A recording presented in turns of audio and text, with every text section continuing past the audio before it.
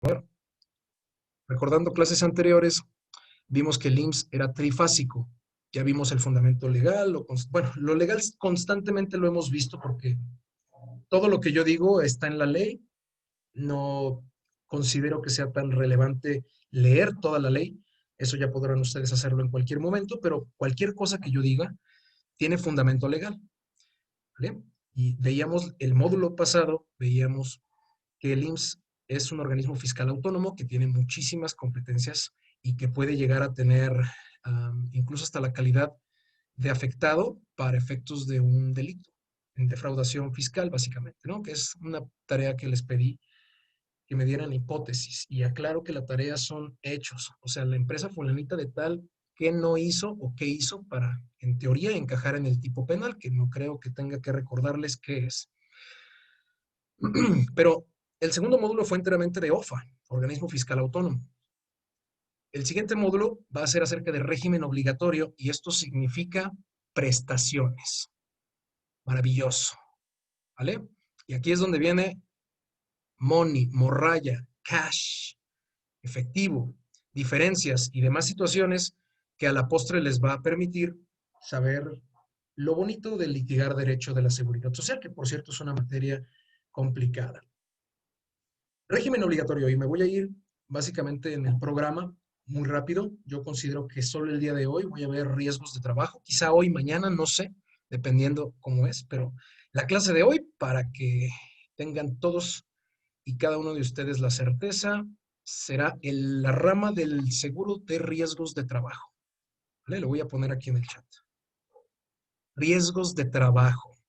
Recordemos que constitucionalmente no tengo que recordarles que tengan que estar presentes su Constitución, Ley Federal del Trabajo y Ley del Seguro Social, porque voy a empezar a preguntar al azar y necesito que tengan las tres cosas abiertas, ¿ok?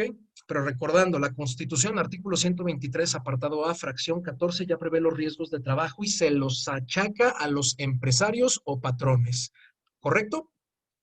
Y también tenemos el fundamento del Seguro Social, que es en el artículo 123, apartado A, fracción 29, que en teoría, al crearse ese Seguro Social, los patrones se relevan de toda responsabilidad asegurando a sus trabajadores. ¿Correcto? Para mayor ilustración, quiero que me reciten el artículo 53 de la Ley del Seguro Social. Voy a contar hasta 5 y voy a decirle a alguien que me lo lea y que lo comparta. ¿Ok? Si alguien antes de eso comparte, excelente. Pero recordemos que lo que quiero es que se le dé lectura rápida, no quiero estarlos esperando. Y si me dejan en visto, pues no está chido, ¿verdad? Entonces, bueno, ni siquiera voy a contar. ¿Algún voluntario? Artículo 53, Ley del Seguro Social.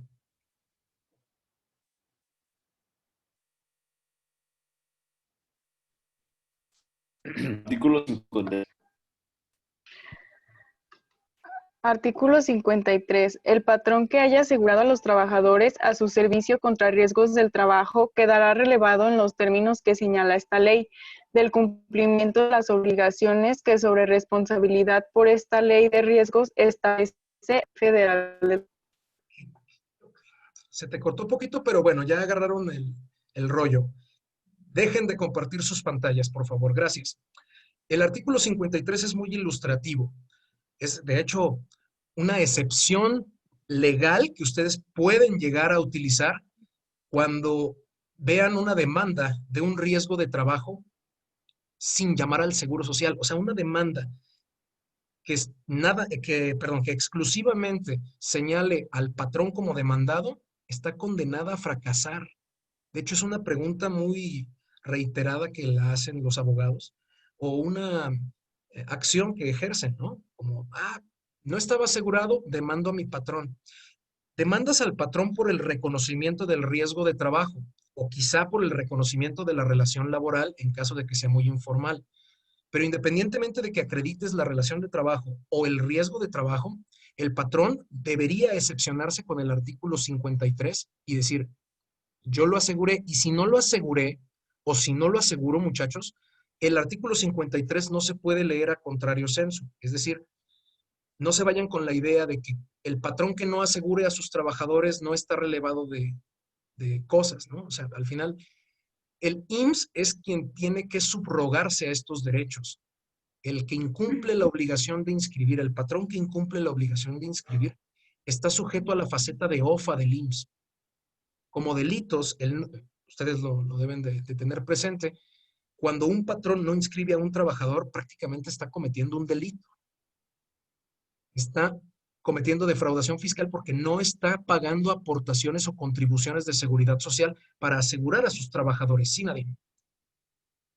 Profesor, y en el caso en el que el abogado haya omitido señalar al Seguro Social, ¿se puede subsanar la omisión o ya?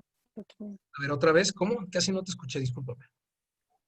Que en caso de que el abogado haya omitido señalar al Seguro Social en el supuesto que nos comentó, ¿se puede subsanar dicha omisión? Claro, procesalmente hablando, tú llevas el control de tu juicio. Tú sabes a quién demandas y por qué. Sin embargo, el hecho de que solo demandes al patrón y no demandes al IMSS es un poquito raro, sobre todo y especialmente cuando lo presentan en la junta local. La junta local es incompetente, no porque no sea capaz su personal de hacerlo o de razonarlo, sino porque no puede dictar el derecho en ese sentido. Lo que procede no es cobrarle al patrón los riesgos de trabajo. Ahorita vamos a ver esa diferencia. Lo que procede es denunciarle al IMSS que el patrón no lo inscribió y que aparte hubo un riesgo de trabajo. No sé si me doy a entender. Porque precisamente lo que no se quiere es ir detrás de los patrones. Ya se los he comentado varias veces. Un patrón, persona física o persona moral, es difícil de atrapar, sobre todo cuando son tan informales, ¿no? O sea, aún ganando un juicio, ¿qué les embargas? Por eso es que el IMSS es el que deberías demandar para que te reconozca las prestaciones que tienes derecho como asegurado. El módulo 3 se llama régimen obligatorio no porque esté de adorno, jóvenes. Es porque es a huevo. ¿Cómo quieren que se los diga? ¿Me explico? No es optativo. Si eres patrón, a huevo tienes que inscribir a tus trabajadores. ¿Cómo quieren que se los diga? Y el que no lo inscribas es una falta de obligación del patrón en primer lugar, que detona un montón de problemas. Detona que el Seguro Social le tenga que cobrar presuntivamente, detona ejecuciones, detona que al trabajador, mientras son peras o son manzanas, el Seguro Social, como es un culero, no te va a querer atender, ¿sí? Entonces se generan gastos, costas, todo esto está previsto. El patrón que no asegura a sus trabajadores, en realidad nos está dando chamba a los que nos dedicamos a esto. Por mí que no lo sigan asegurando. Pero la dinámica sería que todo patrón tiene que inscribir a sus trabajadores a su servicio. De ahí la informalidad. El factor de informalidad en México es mayor al 40, 50%. ¿Qué quiere decir esto, muchachos? Que encubrimos pues casi un 30% de las relaciones de trabajo que existen se encubren, o sea, que no están siendo revisadas conforme a una relación de trabajo normal. O sea, trabajas en una tiendita que no te asegura, eso es informalidad. ¿Alguna pregunta hasta aquí? ¿No? Entonces, los riesgos de trabajo es una de las partes más importantes que tiene el Seguro Social. De hecho, yo podría decirlo que de las 5 ramas que componen el régimen obligatorio, al cual tienes la obligación de disfrutar, lo insisto, riesgos de trabajo es el pulgar. Les pregunto retóricamente sin que nadie lo tome mal, pero ¿qué prefieren perder? ¿Cuál dedo? ¿El índice o el pulgar? ¿El medio o el pulgar? ¿O 2 dedos o el pulgar? Entonces empiezas a considerar que el pulgar debe valer más que cualquier otro de los dedos. Riesgos de trabajo es el pulgar. De hecho, del régimen obligatorio que compone 5 ramas, ahorita lo explico más, riesgos de trabajo es el campeón de la seguridad social. De hecho, riesgos de trabajo y todo lo demás, para que mejor me entiendan, como Messi y 10, ok, igual riesgos de trabajo y complementos, ok. Si acaso el segundo en trascendencia sería el seguro de cesantía en cuanto a prestaciones. ¿Por qué? Porque cubre accidentes o cubre vejez, ¿no? Y el tercero sería enfermedades generales. Riesgos de trabajo es una de las ramas más extensas y por eso es que a mí me agrada tanto impartir esta clase. Los riesgos de trabajo son muy botanas. Lástima que no tengo tanto tiempo, pero ustedes pueden buscar en YouTube, lo hacía en mis clases presenciales, poner videos de fails, work fails, W-O-R-K-F-A-I-L-S, work fails, ¿ok? Y se van a divertir horas, la verdad, porque los riesgos de trabajo, aparte de que en teoría pues, te hacen viral, la mayoría son tan prevenibles. Cuando hablábamos de la previsión social es precisamente para que no ocurran riesgos de trabajo y ocurre todo lo contrario, ¿vale? Hablaremos o trataré de hablar de el COVID, por ejemplo, como riesgos de trabajo, etc, etc, ¿no? Todo va a seguir de la misma lógica a partir de ahora. Pero riesgos de trabajo, como la primera rama del régimen obligatorio que lo componen 5 seguros, insisto, es el pulgar porque si te ocurrió un riesgo de trabajo, tienes la más amplia protección posible. Si te ocurrió una enfermedad general, pues no tanto. Pero la seguridad social, la verdadera naturaleza de la seguridad social se da por los riesgos de trabajo. Es decir, tiene mucha lógica que se le dé énfasis a los riesgos de trabajo porque, pues para eso fue creado el IMSS, en primer lugar. De hecho, todas las huelgas estuvieron encaminadas a que se protegiera esta parte, ¿no? Que los empresarios fueran responsables de los riesgos de trabajo. Ahí empezó todo. Olvídate de que si me da cáncer por yo irme de vacaciones o porque tengo la genética. Dio cáncer porque, bueno, digamos, sacaba radiografías y no me diste el equipo necesario, ¿no? Hace poquito vi la mano de un radiólogo que calibraba su equipo a mano. Entonces, no tenía uña, los dedos negros, cosa bonita, ¿no? ¿Por qué? Tan prevenible que es y tendríamos o tenemos la necesidad de utilizarlo. De hecho, lo mejor es no utilizar riesgos de trabajo. Ahora abundo un poco más. Haciendo un pequeño paréntesis, quiero que tomen nota. Los 5 seguros los pueden poner en una sola palabra que se llama regir, que es el verbo que utilizan los reyes para gobernar, ¿no? Regir.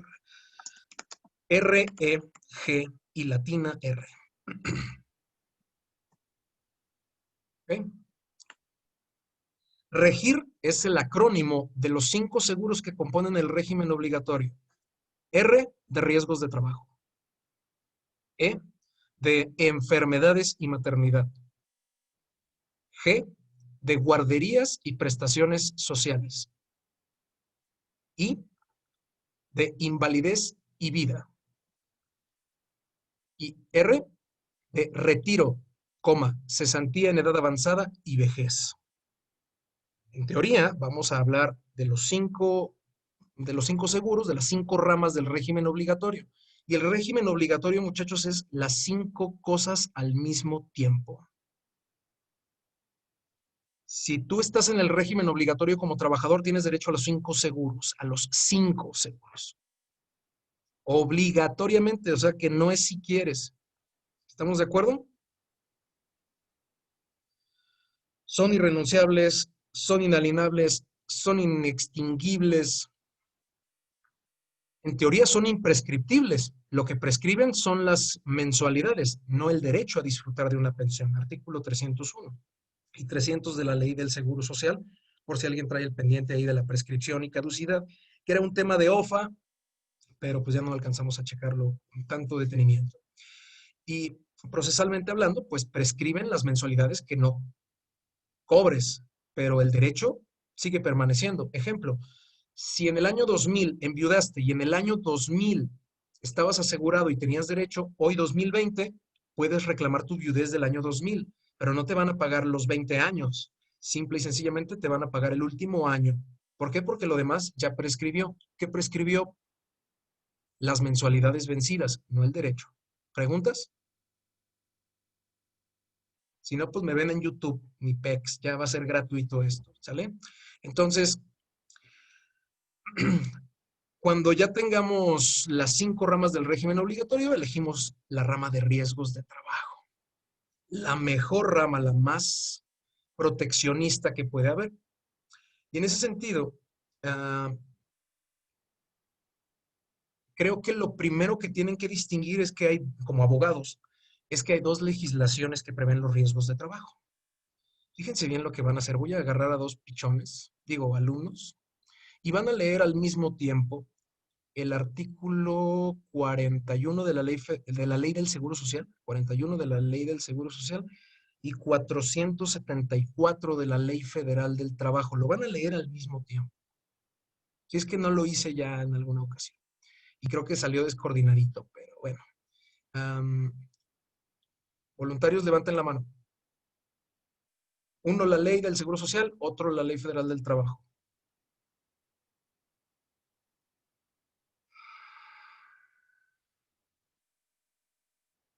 Yo la ley del Seguro Social. Correcto, Angélica, gracias. Ley Federal del Trabajo. No la van a transmitir. Yo, la Ley Federal del Trabajo, nada más me puede recordar el artículo, por favor. Nelson. Ah, Negativo. bueno, entonces otra persona. Yo tengo el artículo de la Ley Federal del Trabajo. Gracias. Es 473. Solamente leanlo ustedes y vean si antes de Gracias, esto Nadine. hace el... perdón, significa lo mismo, o sea, que definen los riesgos de trabajo. ¿Correcto? ¿Sí? Ya lo leemos. Bueno, a mi cuenta de 3, por favor, al mismo tiempo. 1, 2, 3. Riesgos de Riesgos de trabajo trabajo son los accidentes y enfermedades a que están expuestos los trabajadores en en ejercicio o o con con motivo del trabajo. Otra vez, pero más coordinaditas, por favor, morras. 1, 2, 3. Riesgos de trabajo son los accidentes accidentes y enfermedades que están expuestos los, los, los trabajadores. los trabajadores. No, ya me rindo. No, es que léanlo al mismo tiempo. Voy a estar terco hasta que les Me salga. da Al final risa. de cuentas nos va a estar grabando, digo, nos está viendo casi todo el mundo, así que... otra vez, por favor, no le tengan miedo. Lean a la misma velocidad, al mismo compás. 3, Ok. 2, 1, ahora. Riesgos de trabajo. Bueno, Ya me dio el gracias, simple, ya. gracias. Lo interesante de ahí era que los dos fundamentos coinciden, no importa cuál lean. Es la misma definición, pero en dos legislaciones distintas. ¿Cuál aplica? ¿Cuál vale más?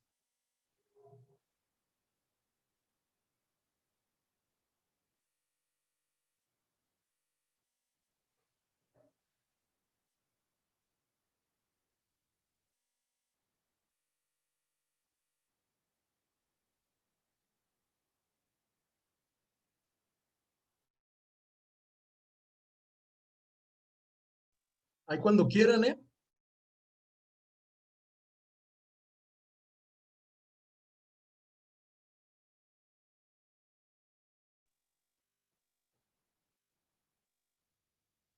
Miguel Ángel Pues Gómez se Lamel. dicen lo mismo, se pueden Por aplicar eso, ambas por pero igual, eso ¿no? no, eso es ok. Dicen lo mismo, pero ¿cuál aplicas? Depende. ¿De qué? La vieja De, confiable de los abogados. pues, del procedimiento que esté llevando o la prestación que voy a reclamar. Un accidente o enfermedad de riesgo de trabajo, o sea, ¿cuál aplican? Porque, bueno, supongo que están familiarizados más que familiarizados con la teoría del derecho de Hans Kelsen, que básicamente te dice jerarquía de normas. ¿Nos ayudará a resolver el problema de cuál norma aplicamos? ¿Cuál vale más?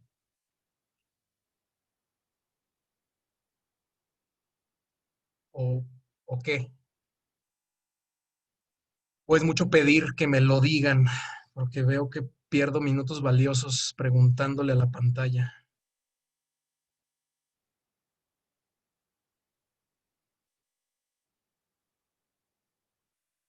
Pues ahí se quedan con la duda entonces, a ver si se resuelve. ¿Por qué existen dos? Bueno, es que no los puedo dejar con la duda. Los detesto por eso. pero en su conciencia queda. Pues, Nah, yo ya, diría, perdieron la oportunidad, bueno, consejo. Gracias. Me perdieron, muchachos.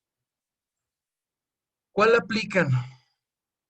Aplican siempre la ley del Seguro Social. ¿Por qué? Porque la ley especial deroga a la general. La ley federal del trabajo es la general. La ley del Seguro Social es la especial. Por eso es que cuando ustedes ven indemnizaciones en la ley federal del trabajo y creen que esas indemnizaciones son demandables, es pues preocupante porque no puede aplicar de esa manera. Les había comentado yo que en el artículo 502, me parece, la indemnización por una muerte por una muerte profesional, que es un riesgo de trabajo, vale 5,000 días, bueno, sí, 5,000 días de salario. Pónganle ustedes el salario mínimo, 123 por 5,000, que creo que ya lo habíamos dicho, es 1,000,000 de pesos, ¿no? Aprox. Entonces, ese 1,000,000 de pesos que viene en la Ley Federal del Trabajo, no lo van a ver. Lo que ustedes van a ver jurídicamente hablando se llama capital constitutivo. Por favor, alguien léame el artículo, se me hace que es el 73 de la Ley del Seguro Social, 73, 74, por ahí, que habla de lo que se integra a un capital constitutivo. Un capital constitutivo es un crédito fiscal compuesto por los gastos que ha realizado el Seguro Social ante inscripciones improcedentes o inscripciones no declaradas, ¿sí? Lo más trágico que puedes ponerlo, ¿no? Les voy a dar un ejemplo. ¿Qué les parece si un Juan Pérez, el típico Juan Pérez, su primer día de trabajo en trayecto, ahorita hablamos de eso también, choca su camión rumbo a su trabajo y queda cuadrapléjico? No sé si sepan lo que es cuadrapléjico, ¿sí? Que pierde movilidad en todo el cuerpo. ¿Dónde encuentran a un cuadrapléjico? Pues donde lo hayan dejado, ¿no? Básicamente. Entonces, si desde el primer día sufres este accidente y pierdes totalmente la capacidad de trabajar, el Seguro Social debería de responder, pero si tu patrón no te aseguró, todo lo que el IMSS va a gastar en tu rehabilitación, en tus pensiones, en tu atención médica, en todo, ¿a quién creen que se lo van a cobrar? Al patrón. Yes. Y eso va a costarle más que 1,000,000 de pesos. ¿Sí me explicó? Entonces, el hecho de que ustedes se queden con la idea de que la indemnización de la Ley Federal del Trabajo del 1,000,000 de pesos es lo que va a recibir un trabajador, es lo que no quiero, porque al final de cuentas, el 1,000,000 de pesos en algunas hipótesis le resultaría mucho más fácil pagarlo a los empresarios. ¿Sí me explico? Y se murió, no estaba asegurado. Chingado, ¿cuánto vale? Pues dice la ley 1,000,000 de pesos. Ahí está, y ponle aguacate. No, carnal. Lo que pasa es que ese 1,000,000 de pesos no te va a salvar de todos los demás derechos que tiene el trabajador por haber fallecido. Digo, si el trabajador fuera soltero y a lo mejor no, o no tuviera beneficiarios, pues quizá ahí es como de, bueno, quizá puede llegar a tener la indemnización alguien, pero pues, ¿quién la reclama, no? ¿Quién tiene esa personalidad jurídica para reclamarlo si no hay beneficiario? Los padres, tal vez. Pero en esencia, si deja una viuda o un hijo, ellos van a tener derecho de por vida, prácticamente. ¿Sí? De hecho, hay una pensión de viudez por riesgos de trabajo y otra pensión de viudez por muerte no profesional. Tienen cuantías y valores diferentes. Me estoy refiriendo a la pensión de viudez de riesgos de trabajo, ¿correcto? Y esa pensión de viudez por riesgos de trabajo, para que se den una idea, es equivalente al 40% de lo que le hubiera correspondido al trabajador en caso de incapacidad permanente total. Que en este caso la incapacidad permanente total es el 70% del salario base de cotización. Es decir, Si tienes un salario base de cotización de 1,000 pesos al día, y de ahí te hubiera correspondido 70% si hubieras estado grave, del 70% le corresponde el 40% a la viuda. ¿Ok? Quizás sea una baba, pero al final de cuentas es una prestación que va a tener mientras permanezca soltera, viuda, que es debatible también. Pero al final de cuentas muchas viudas lo tienen de por vida. Y a la larga, más aparte de la atención médica y demás, cuesta más que 1,000,000 de pesos. Entiéndanme que en muy raras ocasiones pueden aplicar las indemnizaciones de la Ley Federal del Trabajo. Porque si no, bueno, vean ustedes, mientras yo estoy aquí parloteando, busquen otra indemnización de la Ley Federal del Trabajo, que es por incapacidad permanente parcial o total. Y van a ver que son 1,000 días o alguna cosa así. Busquen otro fundamento. ¿Qué le conviene más al patrón? ¿Pagar ese dinero en efectivo? ¿Sí? ¿O asegurarlo? Pues es que al patrón que en teoría ya se le hizo, ya sufrió un riesgo de trabajo su trabajador, bueno, no en raras ocasiones, le convendría más al patrón acogerse a la legislación de la Ley Federal del Trabajo y decir, pobre trabajador, toma tus 5,000 días, insisto, ¿no? Ahí administra 1,000,000 de pesos. No, la idea no es hacerlo de esa manera, sobre todo porque un patrón no necesariamente tiene 1,000,000 de pesos, ¿no? Y precisamente porque un patrón no necesariamente tiene 1,000,000 de pesos, es que vas a demandar al Seguro Social para que te paguen las prestaciones derivadas del riesgo de trabajo, no las indemnizaciones derivadas de la Ley Federal del Trabajo al patrón. Espero que me entiendan en esa dinámica, ¿sí? De hecho, me he enterado de casos donde los patrones, mal asesorados, supongo, llegan a arreglos monetarios con los trabajadores que han sufrido riesgos de trabajo, sin saber que a pesar de llegar a arreglos monetarios, el Seguro Social todavía puede llegar a cobrarle a los patrones, y entonces aplica el viejo dicho de que el que paga mal paga 2 veces.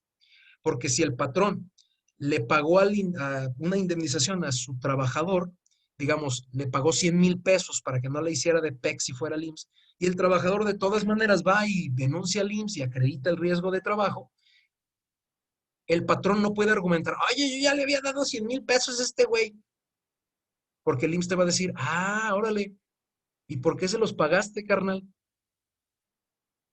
Solamente hay una respuesta, y es altisonante y no la voy a decir aquí, pero estaba equivocado el patrón para efectos de liberarse de esta responsabilidad, ¿correcto? Porque el IMSS no puede deslindarse, el IMSS no puede decir, ay, qué bueno que le pagaste, carnal, qué chido. Pues ya me ahorro la pensión, ¿verdad? Y la atención médica, obviamente. Es que hasta el Seguro Social le conviene que los patrones pagaran así. Por lo tanto, podremos considerar que todo el título de riesgos de trabajo de la Ley Federal del Trabajo es inaplicable, aunque sigue vigente. ¿Preguntas?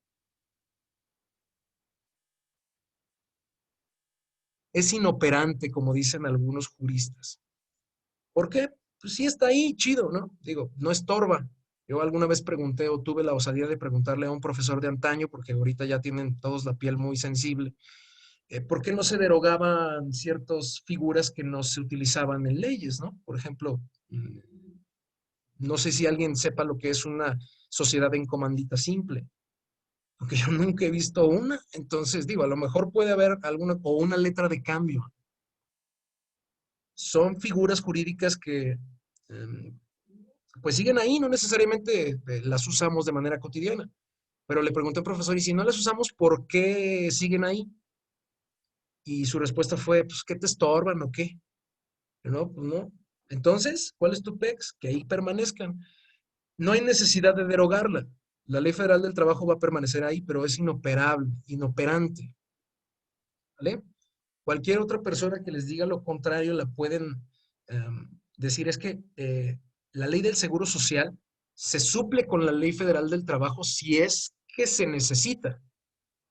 Eso sí, me doy a entender, porque a lo mejor la Ley Federal del Trabajo, como es más extensa en riesgos, digo, al final tenía tablas de enfermedades y demás que no venían en la ley del Seguro Social, o que no vienen,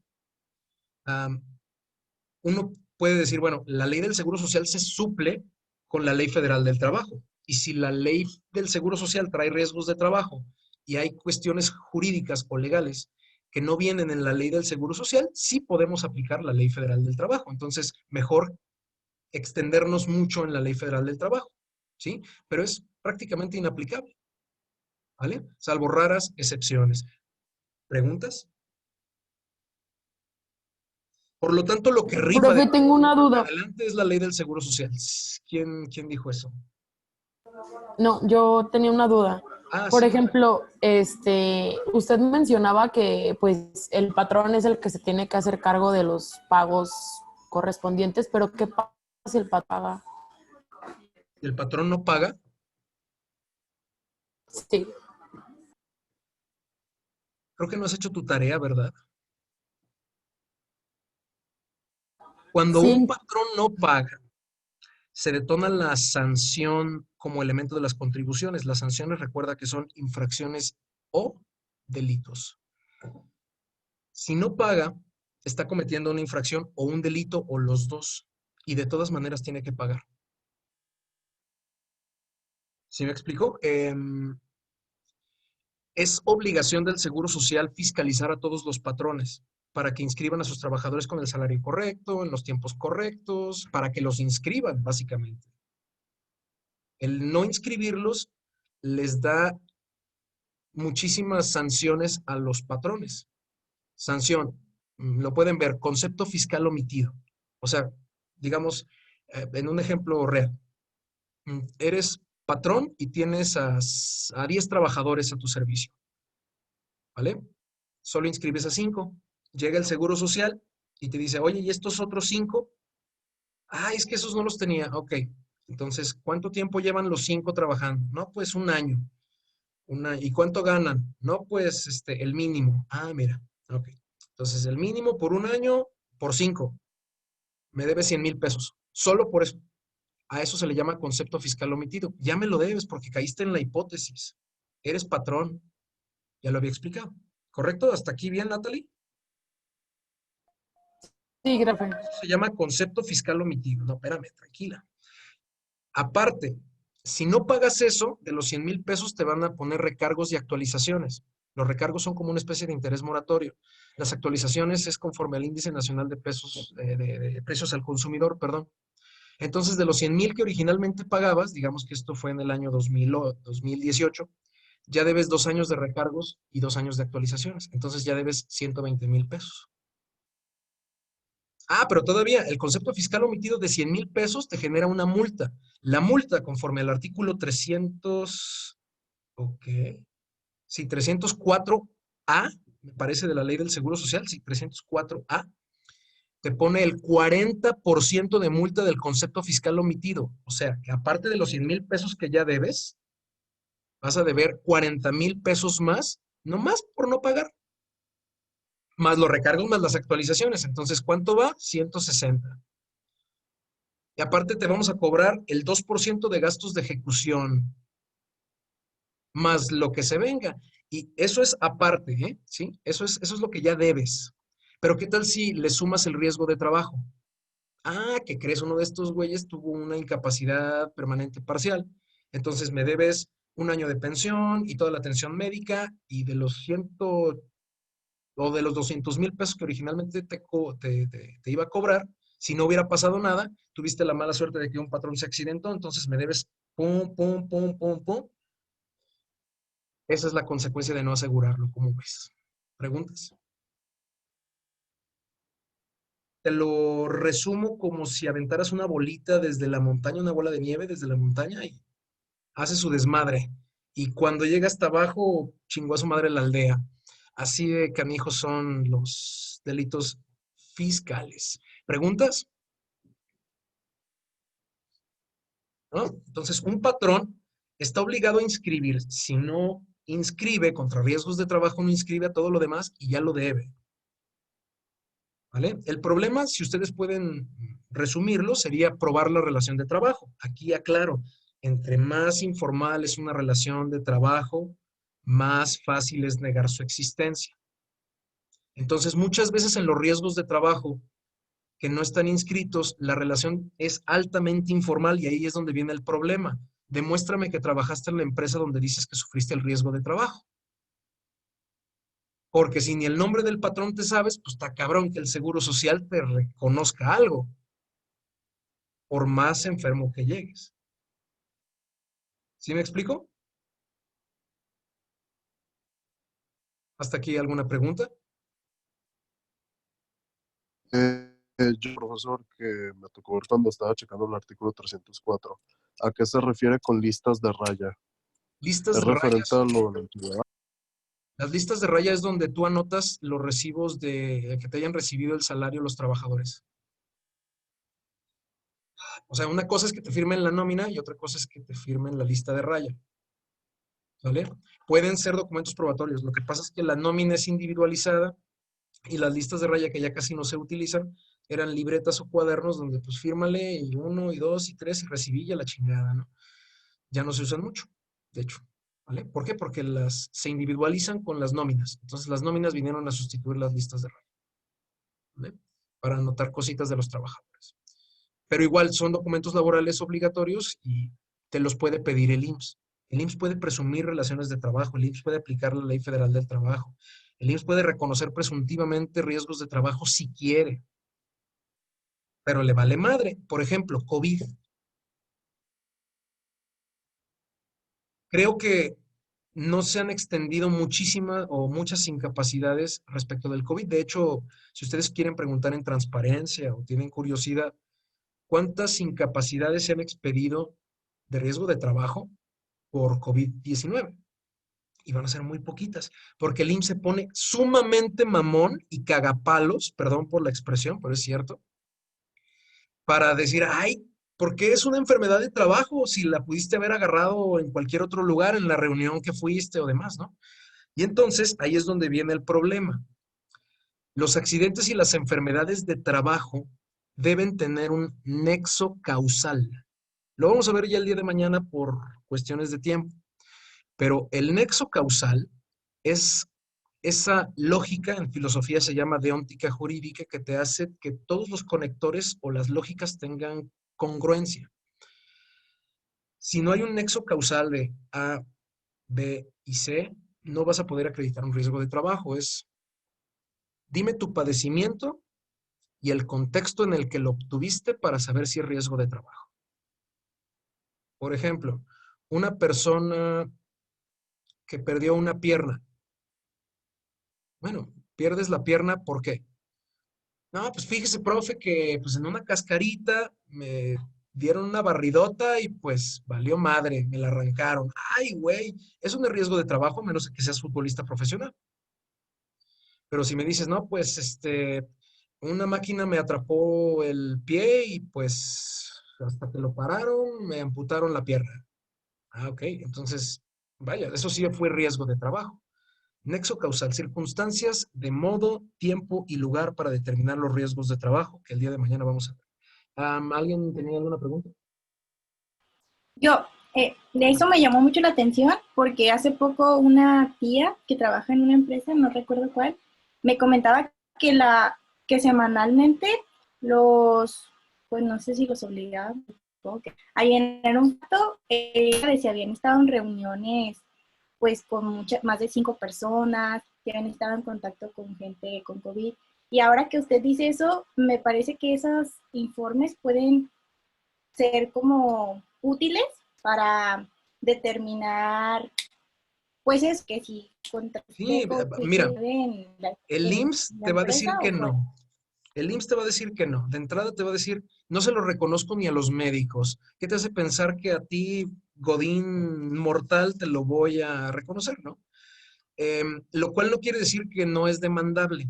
Mañana vamos a ver qué elementos debemos de tener en cuenta para determinar si un accidente o enfermedad fue o no de trabajo.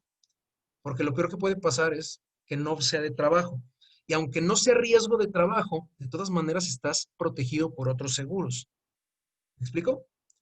Entonces, por favor, no, solamente de paro, para tratar de que me reconquisten porque me tienen muy perdido.